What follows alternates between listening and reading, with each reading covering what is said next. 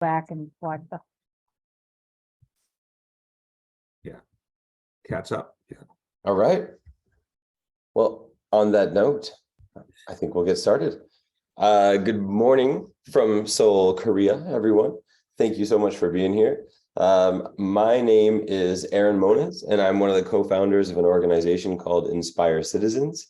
I graduated from TCNJ back in 2013, if I am correct. And since then, have been in roles of learning support, EAL, talented and gifted, remedial reading for about 10 years prior to starting our consulting endeavors. And my goal, my passion is about how is it that we can make education inclusive and accessible to everybody. And from that spawned our organization's work now, where we do work with about 50, 60 partner schools around the world on service, sustainability, and social justice education for international schools. If you see Inspire Citizens, we are an organization where we break down our work into four main avenues. We inspire schools, educators, students, and we share inspiring stories. And so how we inspire schools, a little bit of an intro before we dive into the empathy to impact approach. We work with schools on setting up whole school implementation programs. So every school has a mission that says we create global citizens, or we create students that are better for the world. And then when you say, well, what is your scope and sequence for that, right? How do you actually build that into your units? What are your approaches that educators use? Not many schools actually have an answer to that question. So we help schools to say, what does your mission look like articulated? What is your portrait of a graduate? How do we break that down into approaches, tools, resources? Then how do we make sure that that is working with your assessment, reporting, curriculum structures that you have at your school? And then from there, we say, well, if you want 500 people at your organization, plus all of your stakeholders, to be able to understand what it means to create a global citizen or to live that mission, how do we have to figure out a plan to socialize that? How do we have to support culture shifts? How do we need to work with your capacity builders, curriculum coordinators, your assistant, your APs at the school, right? And how do we make sure that everybody is ready to be able to deliver this coherent vision and mission and approaches? And then we work with schools to say, how is it that we can build it into our units? How do we do the curriculum design? How do we do the stage 3 resource production? And how do we support teams to then implement, check in while they're delivering the unit, and then reflect on the unit post delivery?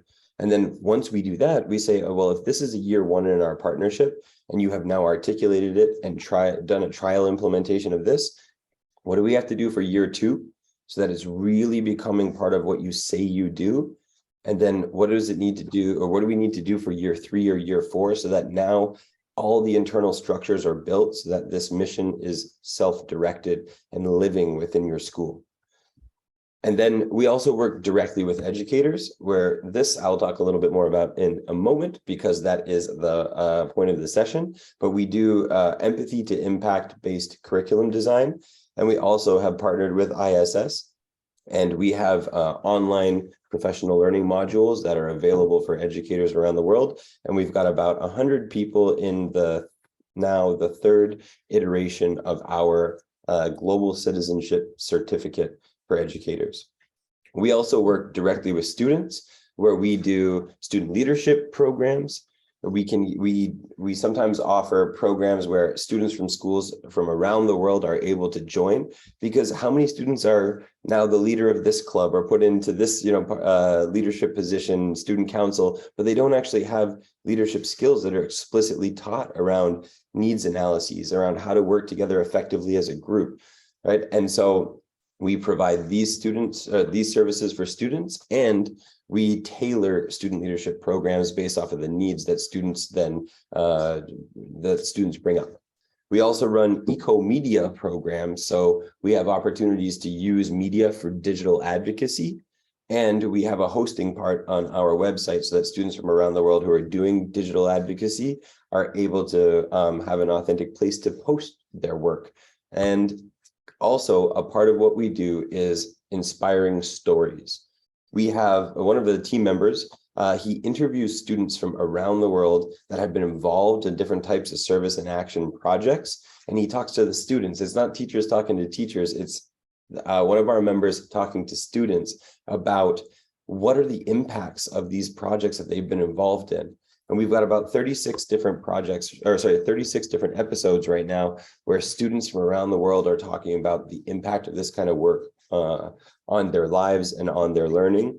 And as an organization, we also have a storyteller that works with us, and they have been now interviewing teachers from different schools around the world where they say, how did you use this type of work, in your context? And so within our vignettes, we share and we say, this is what it could look like in this context. Here's the why, what, how, and some student evidence of how this happened in a different context. And so if anyone is ever looking for opportunities to say, how could I do service and global citizenship at my work, at my school, then here is a great body of resources that can help people to understand what that looks like.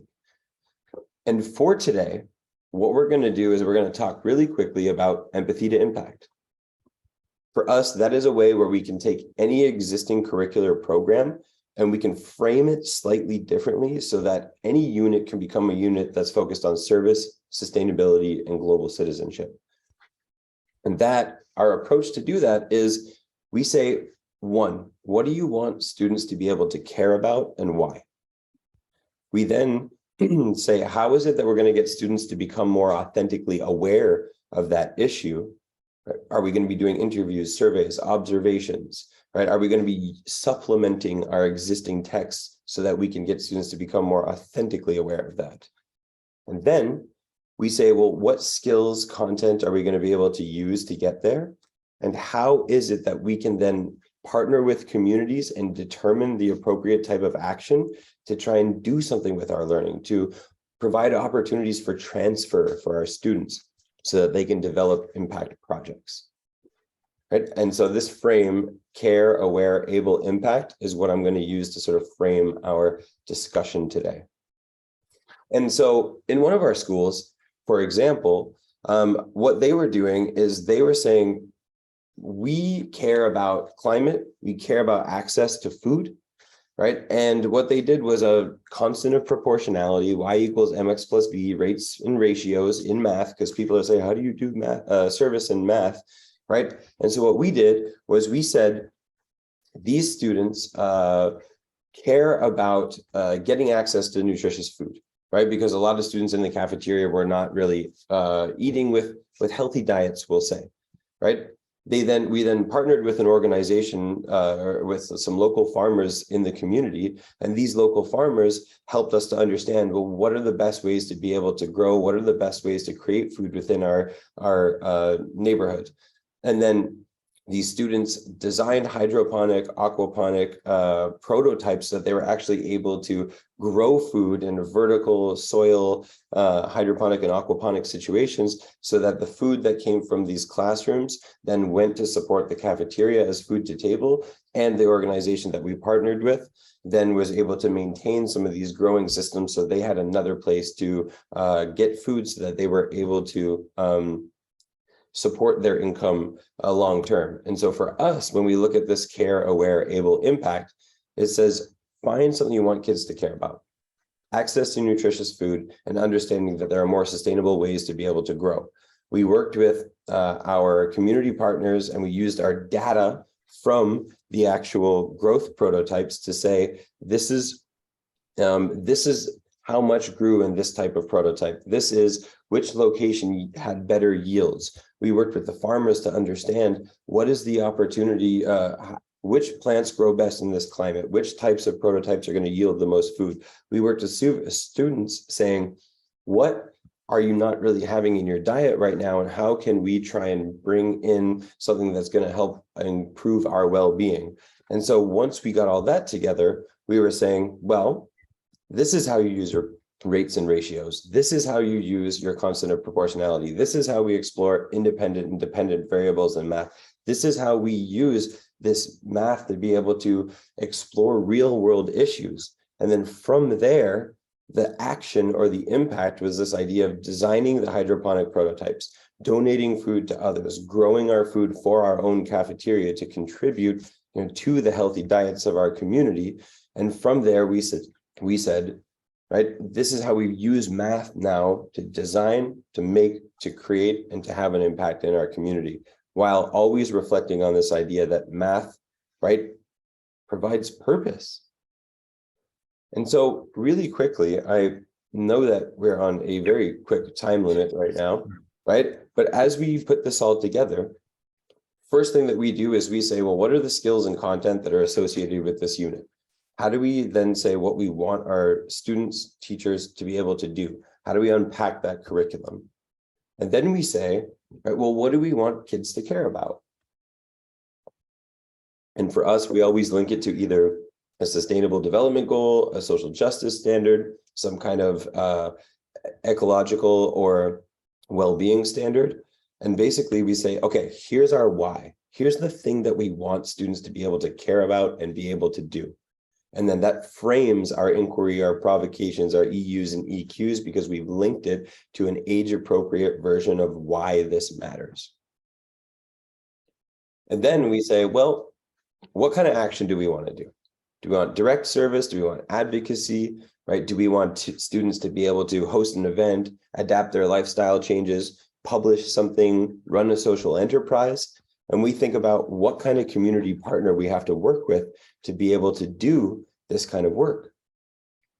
And so who can we learn from? Who can we work with? Who can be a collaborator in this space? And then once we've identified the what kind of action and who we can do action with, then we figure out, okay, this could be the direction that we go for transfer within this unit. And then finally, now that we've back mapped from action and we know what we want kids to be able to care about, we say, well, what are going to be the authentic strategies for kids to become more aware of this information? Are we going to interview? Are we going to survey? Are we going to do field visits? Are we going to do data collection? Are we going to do needs analyses? And those help to supplement the curricular resources that we already have within the unit. And then finally, we say, well, we create global citizens. Every school has their values or their attributes or their learner profiles, or maybe you are someone that's trying to achieve or develop global competencies at your schools. Which one are we working on? How is it that we're going to build that into formative reflections and assessment collection over time at a school? And then basically we come up with our, because you care about this, because you want to become aware of this, because we need to apply these skills, because we want to do this kind of action, and we're going to reflect on this kind of or we're going to build this kind of portfolio. That's how we bring empathy to impact to life. And I'm going to not share this, but if you would like to, we have probably about 50 different vignettes from different schools around the world where they have students that show you what is their action, what is the advocacy, what were they able to do when they went through this service, sustainability, and global citizenship types of programs. And I love this video, but I'm out of time. So I will make sure that everybody gets access to it in the future.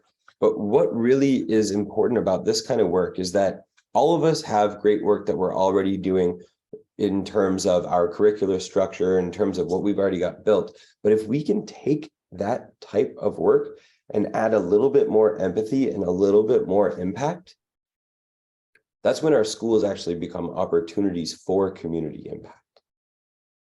Right? And if one teacher is able to do this, if one school has their 1,600 kids who are able to do this, if each of our 50 to 60 partner schools are able to take their 1,500 kids and 3,000 parents that are associated with this kind of work, and we're able to share what we're doing and create a network of schools that are using schools for positive impact, right? We're talking about hundreds of thousands, if not millions of people who can be taking what they're already doing and focusing that work on positively benefiting others, right? And so if you want to find out more about what it is that we do, you can find us in these different types of social media opportunities, right? If you are interested in joining the mailer, we will share that as well. But really, by taking this idea of empathy to impact, we can positively benefit so many people. And for those of you that want to learn more, or those of you that want to try and see how you can use this frame to apply to your context, thank you in advance for the great work that you are doing, because the work that you will do will have a positive impact on so many people. So I'm over time. Forgive me. I know we have to get into other sessions, but my name is Aaron Moniz. It is a pleasure to have spent this morning with you. And please, again, I wouldn't be where I am today had I not had my experiences at TCNJ when I was there, and I'm grateful for everything. So have a wonderful rest of your day at EdFest, and please check out the other presenters. We'll see you soon. Right. Well, thank